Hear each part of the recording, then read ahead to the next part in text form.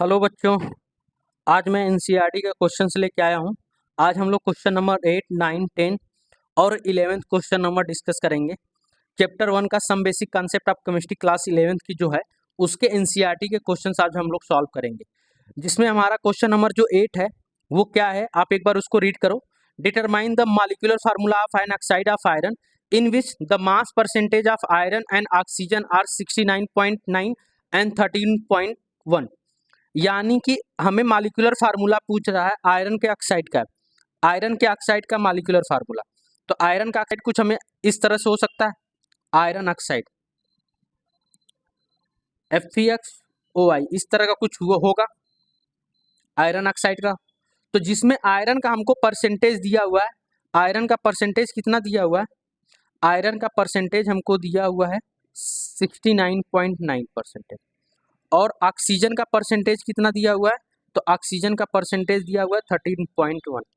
तो अगर हमें कहीं पे इस तरह से परसेंटेज दिया हुआ है, तो अगर मॉलिक्यूलर फार्मूला पूछ रहा है तो हम एक तरह से इसका एम्पिरिकल फार्मूला निकाल दें।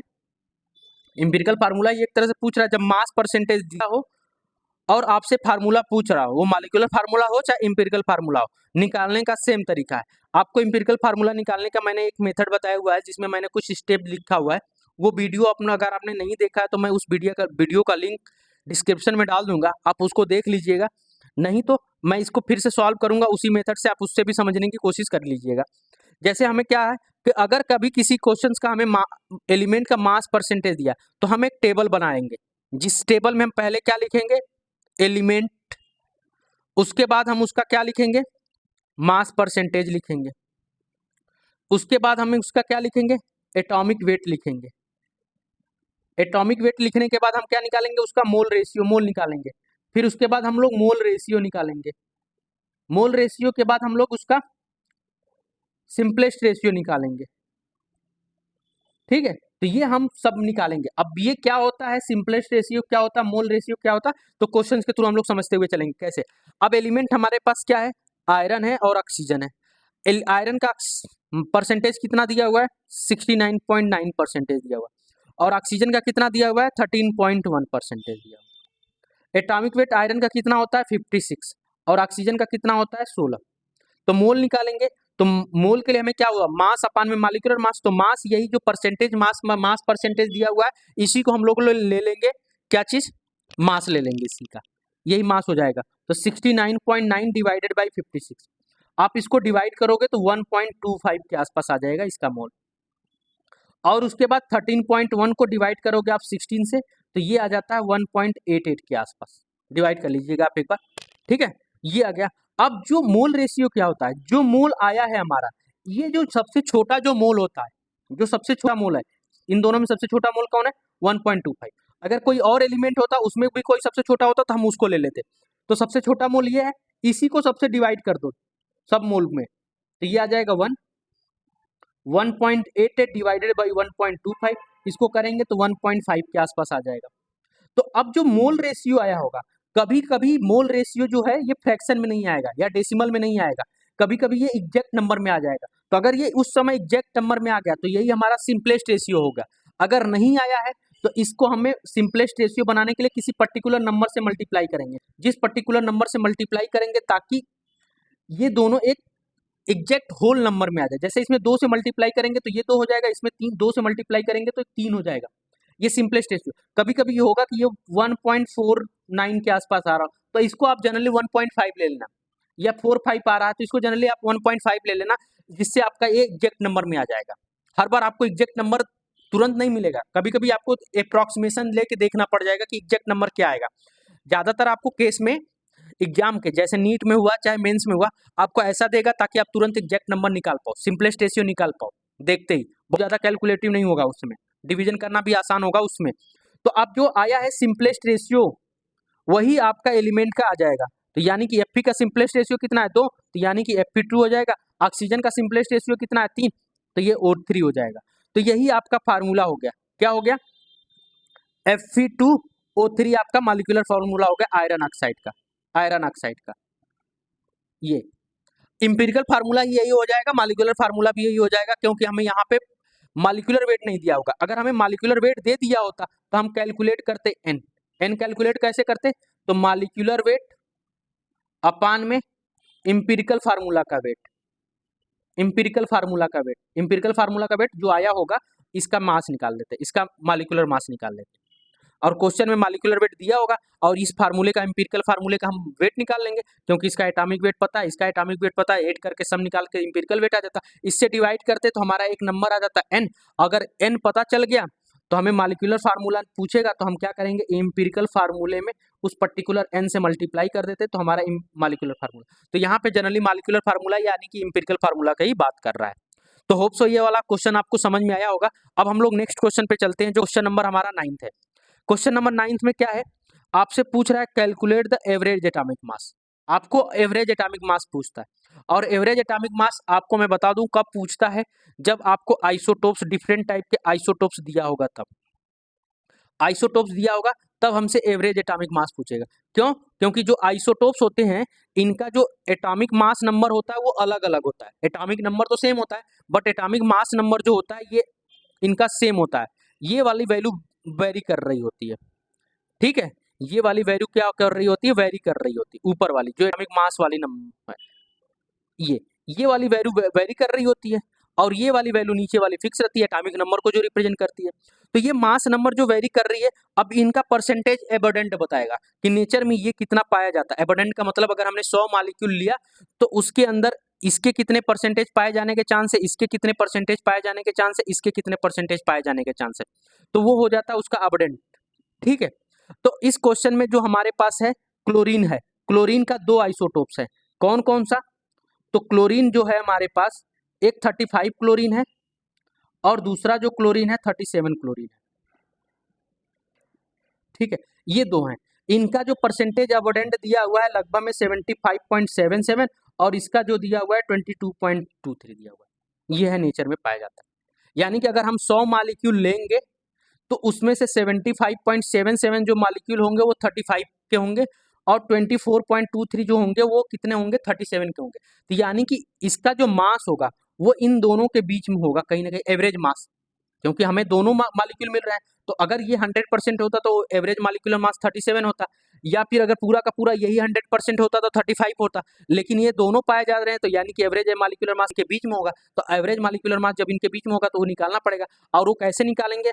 तो एवरेज एटॉमिक वेट निकालने का जो फार्मूला होता है मैं बता रहा हूँ, m1x1 plus m2x2 plus m3x3 dash dash dash अपान में x1 plus x2 plus x3 dash dash dash, ये होता है m1 x1। m1 का मतलब क्या हो गया, mass of isotopes 1, mass of isotopes 1, ठीक है। m2 का मतलब मास ऑफ आइसोटोप 2 और m3 का मतलब मास ऑफ आइसोटोप 3, ये जो है मास ये वाला 35 और 37 वाला, ठीक है। और x1 x2 x3 क्या है, x1 x2 x3 क्या है, तो इसका ये होता है मास परसेंटेज अबोडेंट, मतलब कितने परसेंटेज नेचर में पाए जा रहे हैं वो उसका परसेंटेज अबोडेंट हो गया।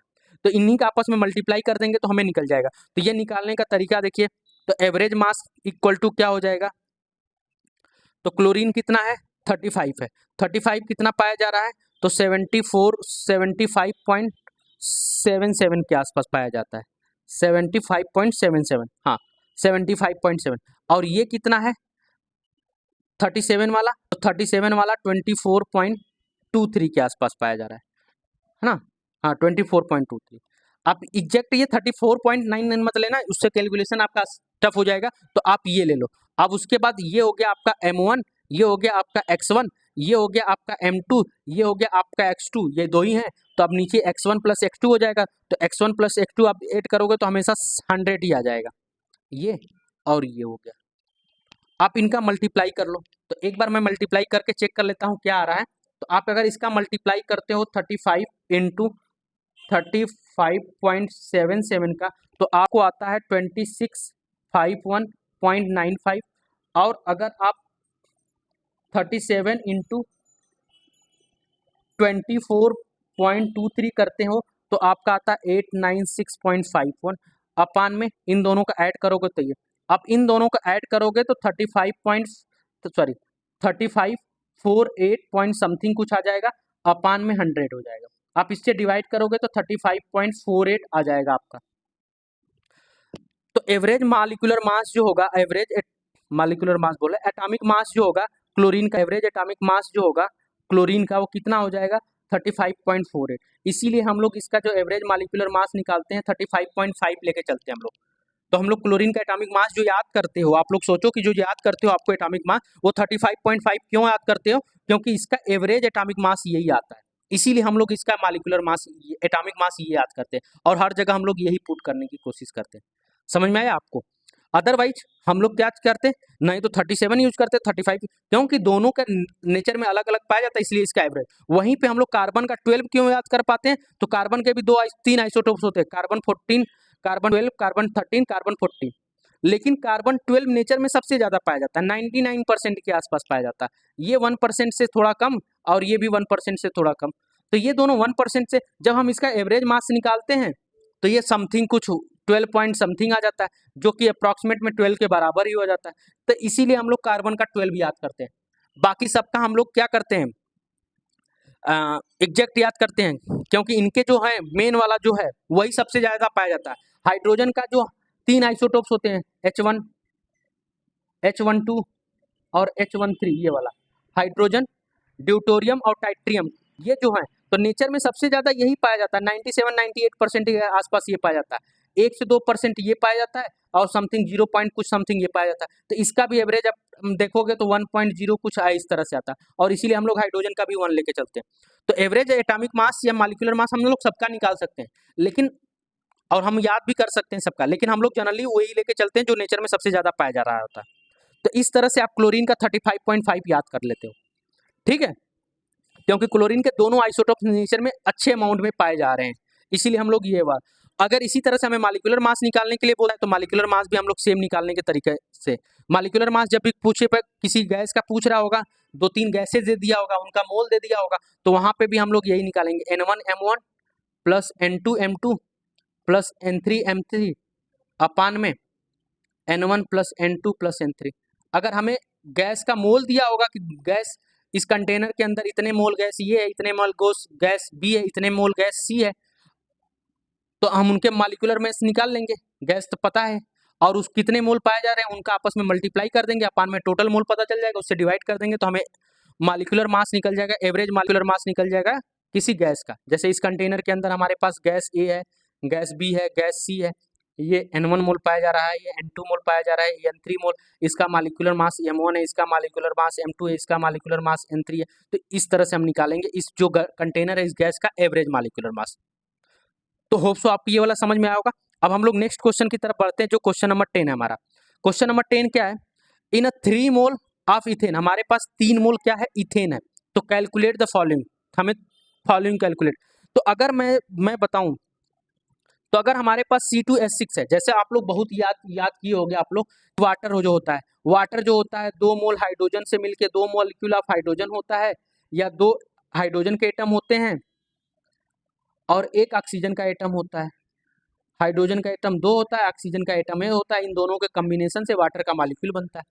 अगर ये एक मॉलिक्यूल वाटर की फॉर्मेशन की बात करता तो हम लोग यही बोलते हैं, लेकिन अगर यही 1 मोल वाटर के फॉर्मेशन की बात करेगा, 1 मोल वाटर मॉलिक्यूल के वाटर की फॉर्मेशन की बात करेगा, तो हाइड्रोजन कितना हो जाएगा, 2 मोल हाइड्रोजन एटम हो जाएंगे। बस मोल की बात करेगा तो जो हमारा एक एक एटम आ रहा था, 2-2 एटम आ रहा था, उसको हम मोल में कर देंगे, तो यहाँ 2 मोल हाइड्रोजन एटम हो जाएगा, और ऑक्सीजन एटम कितना हो जाएगा, 1 मोल हाइड्रोजन एटम हो जाएगा, बस।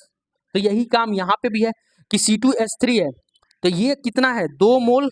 अगर 1 मोल की बात करेंगे, 1 मॉलिक्यूल के करते तो 2 कार्बन का एटम होता, 6 हाइड्रोजन का एटम होता, लेकिन 1 मोल की बात कर रहे हैं तो 2 मोल कार्बन का एटम होगा और 6 मोल हाइड्रोजन का एटम होगा, ठीक है। तो अगर ये 1 मोल के अंदर इतना इतना होता तो 3 मोल के अंदर क्या हो जाएगा, 3 से मल्टीप्लाई कर देंगे, तो कार्बन कितना हो जाएगा, 6 मोल, और हाइड्रोजन कितना हो जाएगा, 18 मोल, बस।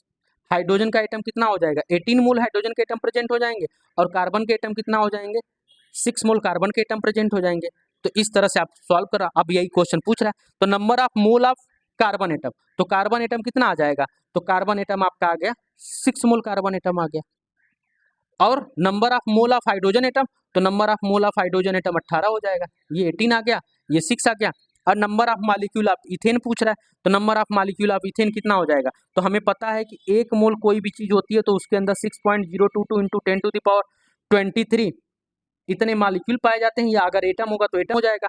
तो अगर 1 मोल इथेन होता तो 6.022 इंटू 10⁻23 मॉलिक्यूल ऑफ इथेन हो जाता, इथेन हो जाता। एक मोल होता तो 1 मोल अगर इथेन होता तो कितना मोल इथेन है? 3 मोल इथेन है, तो 3 से मल्टीप्लाई कर देंगे। 3 मोल इथेन कंटेन कितना हो जाएगा? 3 इंटू 6.022 इंटू 10⁻23 इतना मॉलिक्यूल इथेन का हो जाएगा। इतना मॉलिक्यूल क्या हो जाएगा? इथेन का हो जाएगा। तो 3 से मल्टीप्लाई कर दोगे तो 18.066 इंटू 10⁻23 यानी कि 1.8066 इंटू 10⁻24 इतना मॉलिक्यूल हो जाएगा किसका? इथेन का, 3 मोल के अंदर। अब अगर हमसे टोटल मोल पूछ देता तो टोटल मोल कितने हो जाएंगे इथेन के अंदर? तो दोनों को जोड़ देते, कितना हो जाता? 6 कार्बन का है और 18 हाइड्रोजन का है, तो यानी कि 24 मोल हो जाते हैं 3 मोल के अंदर इथेन के। 3 मोल इथेन के अंदर कितने एटम हो जाते हैं? इतने एटम हो जाते हैं। तो एटम की बात करेगा तो हम इंडिविजुअल एटम को देखेंगे, मॉलिक्यूल की बात करेगा तो पूरे मॉलिक्यूल को देखेंगे। मॉलिक्यूल का मतलब ये हो गया C2H6, ये पूरा का पूरा मॉलिक्यूल हो गया। एटम की बात करता तो ये कार्बन एटम अलग हो जाता, हाइड्रोजन एटम अलग होता, इनको इंडिविजुअल देखते फिर हम। ठीक है, तो इस तरह से आप इसको सॉल्व कर सकते थे। आपके लिए नया क्वेश्चन नंबर 11। क्वेश्चन नंबर 11 क्या है? What is the concentration of sugar? Sugar का कंसंट्रेशन पूछ रहा हमसे। उसका फार्मूला दिया हुआ है C12H22O11 इन मोल पर लीटर। कंसंट्रेशन मोल पर लीटर मतलब मोलरिटी, मोलरिटी का भी यूनिट क्या होता है? मोल पर लीटर होता है। तो मोलरिटी क्या होता है? मोल ऑफ सॉल्यूट अपान में volume of solution, volume of solution क्या हो जाएगा? इन लीटर में हो जाएगा। ठीक है, तो मोल ऑफ सॉल्यूट कितना हो जाएगा? तो मोल ऑफ सॉल्यूट कितना हो जाएगा? तो मोल ऑफ सॉल्यूट निकालने का फार्मूला हमने बताया हुआ है। मोल ऑफ सॉल्यूट निकालने का क्या फार्मूला हो जाएगा? तो मोल ऑफ सॉल्यूट निकालने का जो फार्मूला होता है, mass of solute divided by molar mass ले लो या मॉलिक्यूलर मास ले लो, मोलर मास ऑफ सॉल्यूट, जिसका मोल निकालना है उसका मास डिवाइडेड बाय उसी का मोलर मास कर दो, आपको उसका मोल मिल जाएगा। उसी का मास चाहिए तो उसका मोल में मल्टीप्लाई कर दो उसके मोलर मास से, तो उसका मास मिल जाएगा। तो इस तरह से आप निकाल सकते हो।